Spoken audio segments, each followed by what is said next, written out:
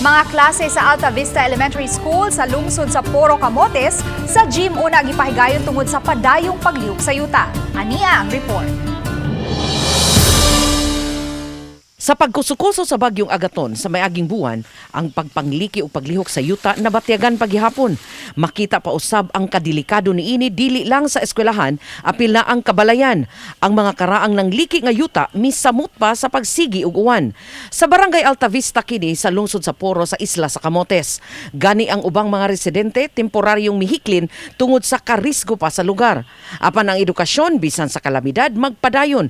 Ilabi na karon nga ubos na usab sa new normal. Tungod kay peligroso pa kaayo ang lugar, sa barangay covered court lang una gipadayon ang limited face-to-face classes. Base usab kini sa rekomendasyon sa MDRRMO. Wa kini igsapayan sa mga magtutudlo o mga estudyante. Madasigon gihapon sila nga nagtudlo bisan adunay gamay sagol nga kahingawa sa sitwasyon. Kini aron lang daghan gihapon ang makatunan sa kabataan. Hinuon wa man sila napasagdan kay suportado sa lokal nga kagamhanan ang ilang panginahanglan sama sa tent ug uban pa.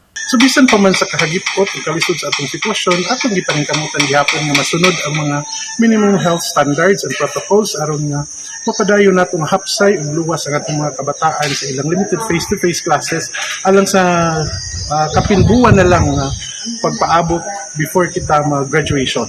Uban ni Clans Gabutin ug Rod Prado, Chelo Valiana, Balitang Bista.